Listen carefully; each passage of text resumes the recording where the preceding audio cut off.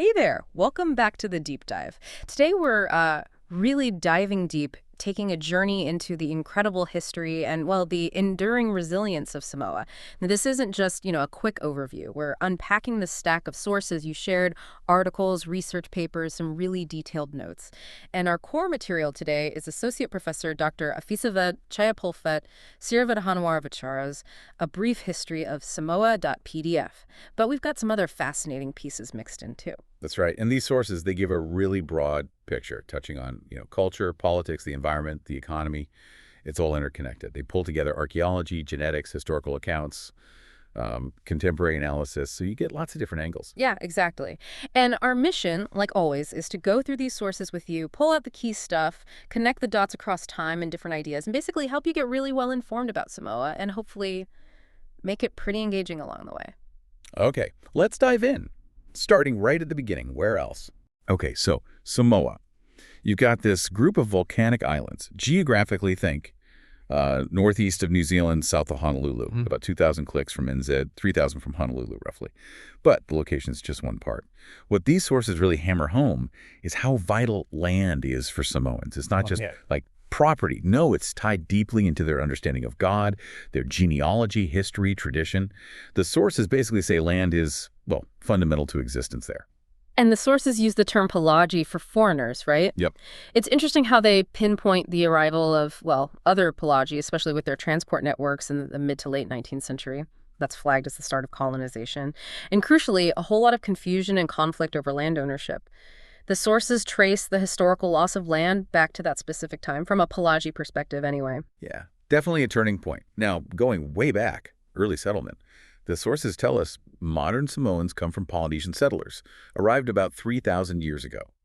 And they had access to Pacific Island pumice, which was key.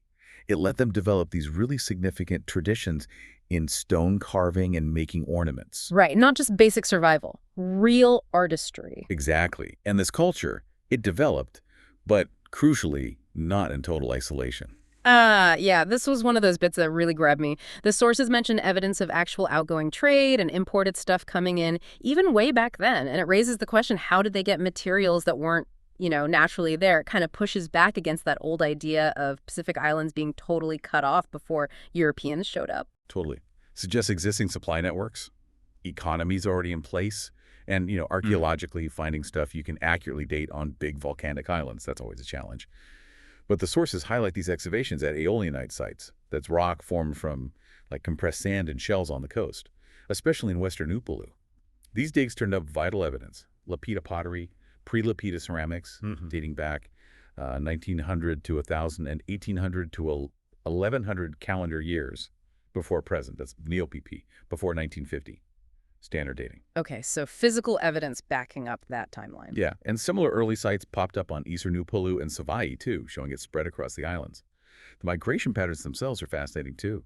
The sources describe settlements starting from West Polynesia, think near Vanuatu, New Caledonia. It was a sequence that was, well, drawn out but also rapid, starting around 2,800 years ago. The clearest sign is that distinctive lapita pottery. It appears near Mulifanua on Upolu between about 800 and 880 BC. BCE, okay. Right. And the first settlement on both main islands came from the west. What's interesting is the contrast the sources draw. While the expansion into central and eastern Polynesia happened really fast, like within decades after arriving in a region, the actual settlement of Samoa itself took longer, maybe 250 years, and Fiji even longer, like 450 years, slower than places further east, like the Society Islands. Okay, hold on. So the wave was fast across the Pacific, but actually putting down deep roots within Samoa took a couple of centuries. That adds some real nuance. Precisely. It wasn't just a quick land grab and a done, and the genetics back this up. Sources confirm Samoa was first settled around when pigs were introduced, suggesting a specific event. Genetically, most ancestry traces back to those first Polynesian settlers, but there's also input from New Caledonian Kanak, Fijian Melanesians, even Micronesians, about 20% non-Polynesian overall. Interesting mix. Yeah, and Samoans show more genetic diversity than populations further east. That suggests they're closer to that West Polynesian homeland where the diversity originated. Makes sense. Right. So moving from origins to culture, the sources say Samoa is often held up as this classic example of a Polynesian society, based on older anthropological models from the 30s. But they quickly add that our modern understanding is different. It includes information processing, innovation, culture evolves. Some bits are just easier to change than others. Exactly. And this introduces this idea of um, a biasing effect. Right. It influences how fast and in what direction culture evolves. Innovation, bringing in foreign culture like Christianity, later on these are highlighted as really important variables. The sources basically say we need to move beyond seeing islands as these totally closed systems. They even touch on this idea of epidemics of ideas. Like ideas spreading and competing. Kind of, yeah. How different belief systems like traditional Samoan ways and Christianity sort of battle for influence. Fascinating. Okay, let's jump forward quite a bit. European contact. The sources start with Jacob Roggeveen, 1722. Apparently, he bumps into two islands on Easter Sunday, thinks he's found the famous Easter island he was looking for. Total mistake. But his diary gets published back in Amsterdam, and boom, Samoa is kind of on the European map for the first time. Yeah, Roggeveen's account definitely got people curious. Few years later, Bougainville sails through. He was interested in what Roggeveen found. His actual description of Samoa was pretty brief, but his later writings about other places got huge praise in Europe, comparing them to the Golden Age, you know. But he did note down observations about Samoan customs, goods, dances, their polytheism. And here's a detail I found really specific in the sources. Captain William Hobson, massive name in New Zealand history, obviously. But the sources state Captain John Smith was actually the first European to land in Samoa, September 7th, 1791. John Smith, okay. Yeah. Apparently thought there were oil wells there, too. Wild guess. And the only record seems to be a painting of his ship leaving Apia. Fleeting visit, but first landing. A little footnote in history, but significant. More explorers followed, late 18th, early 19th century.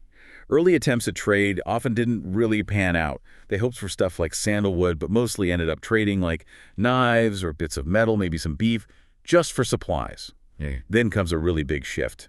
The first Europeans actually settling. London Missionary Society workers, led by John Williams, arriving 1830 on Upolu, then later Savai. And the sources highlight his approach, giving out goods, arranging marriages, seemed to smooth things over. Yeah, eased tensions. Exactly. And their efforts, well, the sources say they succeeded beyond all expectation in less than a decade. Quite something. And today, they're still seen as these really formative figures for the islanders' Reformed Christian faith. Amazing speed. But then the sources contrast this sharply with the French Catholics arriving in 1835. Apparently, they didn't think much of the Protestant efforts and resisted teaching in Samoan, thought it wasn't a suitable language for, quote, grace. Right. Different approach entirely. So, while most Samoans became Protestant, the sources note some villages are staunchly Catholic even today, a legacy of that early division. Yeah, you still see that. And during all this, the sources point out England was exceedingly slow reacting to German talk of annexation. Yeah. The big powers were starting to circle. Okay, let's talk about that rising tension, because the sources say as more ships came in late 18th, early 19th century, the whole original Samoan social order got completely shaken up. Economic, political, social changes, all driven by outsiders. And it wasn't peaceful. Sources mention violence, like a Savai chief being executed in Upolu, the bloody sack of Salula village. Things were getting rough. Yeah, these internal power struggles got tangled up with the big international players. Germany, Britain, the U.S., they all started getting more involved, really set the stage. Sources detail this diplomatic mess in 1879. German diplomats convinced Chief Matafa to lock up the British consul. Wow. Yeah. So the British High Commissioner, Hobson, threatens to park a warship there. Then the American consul dramatically raises the U.S. flag, claiming intercession with just one little gunboat. Talk about high-stakes poker with gunboats. Right, so they agreed to this joint British-American-German commission to sort it out. But the sources say it fell apart super quickly because of British maneuvering. Ended up just being an Anglo-German commission by January, and what followed was chaos in Apia. Naval clashes, sailors attacking Samoans on shore. Chaos. Total chaos. The source notes only the American ship stayed neutral, which it describes as violating the Monroe Doctrine, interestingly. Anyway, the outcome, according to the sources, is that by 1900, the path was clear for the big powers to formally carve up Samoa. Now, here's that slightly confusing bit again from the source text. It says, without a single casualty, the way was clear for New Zealand to take over all Samoan islands, but then immediately adds the Germans were forced to cede their eastern islands to the Germans. Yeah, that part again, Germans ceding islands to themselves. Still sounds odd. It does. It's exactly how the source puts it. Could be a typo, could be some complex diplomatic deal lost in translation, or maybe referring to German claims versus actual German administration. We just have to report it as written, Yeah. acknowledging it's a bit murky. Right. But the end result was clear. Formal division of Samoa. Got it. Reporting the source, warts and all. Okay, so moving into those formal colonial times, German colonization plans were apparently kicking around since the 1830s. They ended up with the Western Islands. Kaiser Wilhelm II proclaims a brief German protectorate in 1890. We get the first governor von Loderitz, police chief von Düring. And there's this really specific incident mentioned that kind of sealed the fate of German authority for a while. It involved Chief Mataffa and Düring arguing over, wait for it, a lapel pin. A lapel pin, seriously. Seriously. Petty argument escalates. German authority apparently just collapses that night, and then comes reprisal attacks on villages. This sparks what's called Mataffa's War from 1891-92. Mataffa is eventually captured in 94 after the Americans step in. The sources also mention the Germans starting to worry about resource depletion forests, coconut palms, around the early 1900s. Okay, shifting gears. New Zealand takes over. Western Samoa becomes a trustee territory under NZ in 1914, right at the start of World War I. And the sources point out this was actually New Zealand's very first military action of the war. Yeah, happened fast. August 30, 1914, they overthrew the German government. Sources say it was relatively bloodless, although they do note one tragic death. A Samoan killed when NZ troops fired on what they thought was an ambush, but was actually a celebratory war dance. A terrible misunderstanding. Naval bombardment silenced the German guns in Apia pretty quickly. Land forces secured the town, and the German residents detained and exiled. Now, the Samoan reaction, according to the sources, great outcry. They saw the demotion of their chiefs as a clear move towards direct foreign rule. There was armed resistance led by Mataafa Yosefo. The Kiwis called them rebels, but the sources note Europeans were involved in leading the rebellion too. So complex loyalties. Very. And there was this deep fear among Samoans, mentioned in the sources, that NZ assimilation could lead to the military suppression of Hawaii, that core concept of Polynesian origin and identity. It went deep. So it wasn't just about who was in charge, but about cultural survival. Okay, fast forward toward World War II. The sources say this period created the input structure for later anti-colonial movements. Governor Roberts was getting pressured to involve Samoans more. Right. And economically, it was tough. The Great Depression, U.S. isolationism, it cut off Samoa's European trade links. The economy became super reliant on U.S. subsidized trade. And remittances money sent home by Samoans working on U.S. bases became, as the sources put it, the only growth industry. Wow, only growth industry. That's snug. Yeah. And this economic situation fueled that anti-colonial feeling. People demanded answers about how they were being governed. When they didn't get them, there was this big protest, some of it violent, and Governor Roberts ended up resigning. Sources also note that during the war itself, all the U.S.-run Pacific Islands fell to Japan, except American Samoa, which was heavily militarized. Okay, post-WWII. A stronger local government had insulated Samoans a bit during the war itself, but that economic reliance on the U.S. on remittances basically just continued. But new anti-colonial movements were definitely bubbling up. Yeah. The sources mentioned the U.S. stance was, well, complicated. They wouldn't act directly on decolonization there, but offered access to their internal UN process. Global mood was shifting towards decolonization, causing, predictable anxiety among local expatriates. But the sources argue the U.S. kind of retained colonial power by shifting management to the UN Security Council, which they say maintained disenfranchisement, indirect rule, softened only a tiny bit by a new local government ordinance. So a step forward, but maybe not a leap? Kind of. And from the Samoan perspective, sources describe, well, maybe some ignorance about the UN's real power, and definitely skepticism about just swapping NZ or Germany for a bigger pony like the U.S. There's a note about corrections by the smarting Samoans regarding being called territories. They wanted recognition. They wanted their status acknowledged. Exactly. Nationalist groups were part of the wider anti-colonial wave, but felt ignored by NZ and the British structures. And let's quickly pull back to some earlier history bits that the sources weave in here, because they show that long pattern of outside interference, like that 1892 British-U.S. deal mentioned. Part of it was them agreeing not to send warships for 3 years, and the U.S. buying an island, probably Apia, as a goodwill gesture. Right, trying to calm things down, maybe. And we already heard how Mataafa was exiled to Fiji by a British warship direct intervention in Samoan politics. The sources have this dry comment about the British not wanting to stop pitting against old men and calling the mortal feud in Samoa a brief 100 years. Yeah. Shows how outsiders viewed and got involved in local conflicts. Yeah, those earlier events cast a long shadow. The sources even have these almost lyrical descriptions of the first ships arriving in Apia back in 1839. The Camden, the Mary, describes the local reaction caution, then excitement over the unheard-of articles on board. Like seeing alien technology almost. Yeah.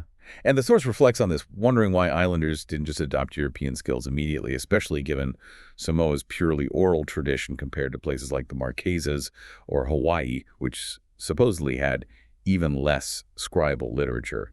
It's the source sort of musing on why things didn't go as maybe an outsider expected. Interesting reflection. Okay, so back to that post-WWII push for independence. Long history of interference, growing movements. Then, April 1951, NZ actually proposes drafting a constitution for a self-governing Western Samoa. Sounds like progress. It did, but when the draft came out, based on the NZ system, the sources say the Mau movement, this really powerful Samoan political force, saw significant flaws. Things like limits on the chief minister, the governor keeping veto power, the high court still being in NZ, appeals having to go all the way to London. Costly and distant. Didn't feel like real self-rule. Yeah, lots of strings attached. Exactly.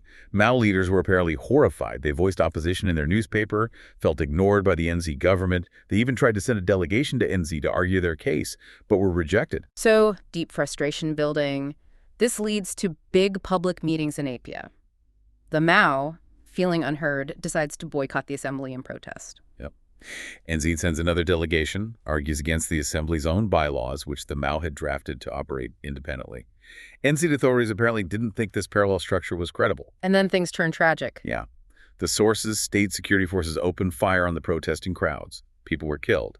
And crucially, the sources say no one was ever charged for it. Just awful. A dark chapter in that struggle. A very stark reminder of the cost. But despite all these struggles, setbacks, violence, Western Samoa did it. First South Pacific island country to gain independence, 1962. A huge moment. So, post-independence, what do the sources tell us about Samoa today? The political scene. Well, briefly, there was a short-lived old Samoa political party right at the start. But pretty much since '62, the Human Rights Protection Party, HRPP, has been dominant. The country officially became the independent state of Samoa in 1978. But the sources they definitely discussed periods of political turbulence since then. There were major constitutional changes like that weird 1997 calendar shift where they just skipped a day to align with Australia and NZ. Yeah, I remember reading about that. Strange. Right. And there were incidents. Opposition MPs assaulted, excluded from parliament in the late 90s. Election violence in '99, people died. Sources note this brought international condemnation. UN calls for inquiries. They also describe a decline in public trust in the police and public service, with accusations mentioned in the sources about immunity being offered to insiders in serious criminal cases by high officials. Right. And government appointees keeping tight control over things like public media.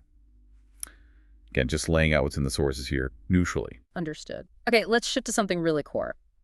The Fas Samoa, the Samoan way of life. Sources emphasize its incredible strength, right? Keeping people tied to the land, culture, values. That village authority, the Matai councils, the Fono described as really strong, sacred even. Definitely. But the sources offer like two sides to it. On one hand, it's this vital glue holding communities together, providing social safety nets. Huge asset. On the other hand, it can sometimes be seen as hindering certain kinds of economic development, maybe contributing to rural poverty. Traditional land ownership is key here. It's described as undivided, collective, inalienable, can't easily be bought or sold outside the family or village. Right, which makes large-scale outside investment tricky if it needs individual land titles. That's exactly. Village councils, the Fono, discuss everything. Development projects, feasts, social issues like gender equality. But the sources note challenges remain for women trying to gain real power in village affairs or access funds easily due to complex traditional rules and structures. And on women's economic role, sources mention more small businesses employing women, often village-based. But wages are often low. Work can be inconsistent, tough. And education is key for young women. Yeah, highlighted as crucial, giving them skills to navigate both the traditional system and the modern economy. Now, there's a statistic in the sources that's, well, it's deeply concerning. The 2017 Samoa Family Safety Study Yeah. estimated 60% of women aged 20-49 ever in a relationship experience domestic abuse. And the sources state this is often condoned by custom and certain interpretations of Christian teaching. It's a shocking figure. The sources identify village councils and churches as the key local institutions trying to tackle this really serious issue, just reporting that factually as it's presented. Right. Okay, turning to the economy.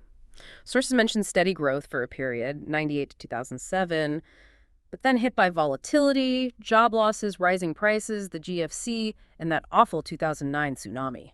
Yeah, a rough patch. The economy really leans on three pillars: foreign aid, remittances from Samoans overseas, and tourism.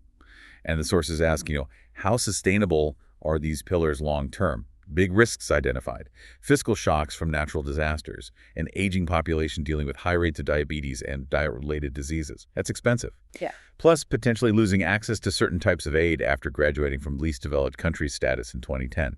And always the fundamental challenges: being small, being remote. And that links back to something really worrying, mentioned earlier, the connection between migration, remittances, and those diet-related diseases. Yes, it's a critical point in the sources. Young men go abroad, work hard, send money home, vital income.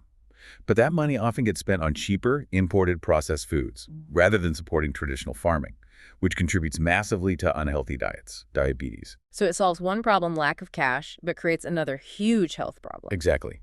The sources say it treats the symptom, not the root cause, the decline of traditional agriculture and food systems. These remittance flows make expensive food imports possible and can actually, paradoxically, erode local wealth creation while boosting the sender's prospects abroad. Plus, land loss comes into it too. Sometimes land gets leased for cash crops, pushing out traditional farming, which then pushes more people to migrate because their subsistence base is gone. It's a cycle. A complex and worrying cycle. And overlaid on all this is geography again. Samoa's high vulnerability. Cyclones, tsunamis, climate change impacts like sea level rise, worse storms. Yeah, the sources really emphasize this. The 2009 tsunami, triggered by that quake near American Samoa, was devastating. Southern Upolu, northern Tutuila, hit hard. Casualties estimated 143 to 200. Huge economic cost. Yeah. USD 140 million. And that unique issue for American Samoa afterwards, the intensified post-seismic subsidence. Right, the land sinking faster relative to the sea level after the quake. Yeah, about 5 times the global average sea level rise effect. Yeah. Expected to continue for decades. A massive ongoing challenge there. And that's on top of past major cyclones, Opha, Val, Hida, Evan, which also caused huge destruction. Exactly. And the sources point out that human activity makes it worse. Uncontrolled land use, deforestation, coastal mining. Yeah. These make communities more vulnerable when disaster strikes. Efforts are being made in disaster management. There's a 2007 act. But challenges remain. Accurately assessing who's most vulnerable, making sure plans are transparent, and people can actually access them. Getting the information out there. Yeah, and just the overall strain on the environment from population growth, development, urbanization, plus weak enforcement of environmental laws sometimes. It all adds up. So, facing all that, where does Samoa fit globally today? What are its connections? Well, sources talk about its long history of interacting across the Pacific, not just with the West, and how the Fa Samoa still shapes those connections. There's an interesting example, Cocoa Samoa, the traditional cocoa. It's culturally really important, tied to traditions. Right. And now, high-end international chocolate makers are getting interested. But the sources urge caution here, How so? stressing the need to be careful when transferring this cultural asset, making sure deals respect the culture, benefit the communities, aren't just about profit for outsiders, protecting that heritage. Makes sense. What about other outside influences? Sources touch on foreign beliefs beyond mainstream Christianity, like Mormonism, and the difficulty sometimes in translating complex religious ideas accurately into Samoan language and cultural contexts. This leads into broader questions: tradition versus change, identity versus homogenization, that whole clash of civilizations idea. But crucially, the sources emphasize that often the voices of Pacific people themselves challenging these changes get overlooked in global discussions. Their agency gets missed. Exactly. Internationally, since independence, Samoa has broadened its relationships beyond just traditional ties like NZ. Now includes former Soviet bloc nations, Asian countries, other Pacific states. Foreign policy principles mentioned are respect for sovereignty, non-intervention, mutual benefit.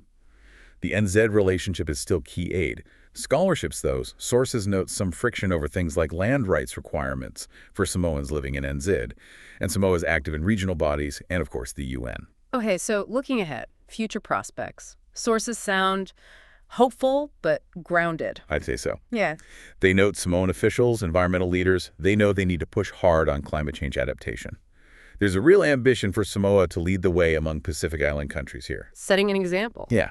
The goal is building resilience, awareness, using both soft approaches like education and planning and hard ones like better infrastructure. But again, transparency, getting information out, and strengthening those links between government, NGOs, aid donors, and communities, that's highlighted as absolutely critical for success. Everyone pulling together. Exactly. And the discussion on sustainable development is really interesting. Sources frame small island developing states, SIDs like Samoa, as places really feeling the environmental heat, but also as places where new thinking is vital, preparing for global shifts, trying to maintain economic independence and cultural integrity. It's a balancing act. Sources mention Samoa's unique move, appointing a government CEO as a dedicated ambassador and climate change negotiator to the UN. Shows top-level commitment. That's significant. Yeah. And public-private partnerships are seen as key, too, for managing resources, sustainable energy, tourism. But then the sources bring in this distinctly Pacific perspective on development, one that challenges some standard capitalist ideas. It emphasizes indigenous history, especially around land tenure, restoring the right, as they put it, to think beyond just Western capitalist models. And they talk about horizontality. Horizontality, what's that about? The sources describe it as a principle for development that's more organic, relational. It tries to blend indigenous knowledge with Western tech, but in a way that's reciprocal, rooted locally. They give an example of a land deal based on Aiga extended family traditions, more communal, less purely transactional. So development defined differently. Yeah, connecting to this Samoan desire for development that's inclusive, deliberate, they quote a phrase, "Le gogoawa nisi, ma le fuafua isi." Roughly means it's not just about some people accumulating, but about planning carefully for everyone. Wow. The sources stress this needs to be an authentic Pacific perspective, not just Western ideas repackaged. That really reframes the whole conversation. Okay, one last crucial piece. Youth engagement. Sources say it's paramount for the future. Absolutely critical. They point to the consequences of not engaging youth properly: high unemployment, pressure to migrate. Passive inclusion just isn't enough. So what's needed? The sources argue really strongly for broadening the definition. Not just youth activity like showing up for events, but youth action. That means real responsibility for public good, being part of decision-making, contributing to community development, actual youth leadership roles. They argue narrow definitions just don't capture the real potential young people have. Wow. Okay.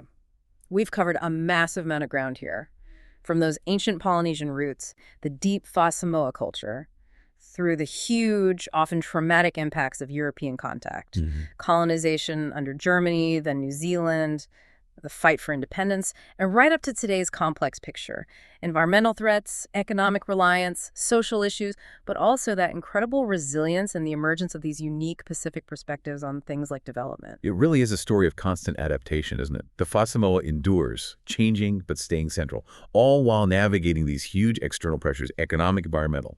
But what comes through so strongly in these sources is this determination to forge a future that's sustainable, resilient, and defined on Samoa's own terms. Well, thank you for coming on this deep dive with us into the sources about Samoa. It's clear there's just so much depth, so much history, and so much resilience there. Yeah, reflecting on it all, that constant tension, tradition, and change, the sheer impact of outside forces on land, culture, for centuries, but also that strength, that adaptation, those unique ways of looking at the world emerging.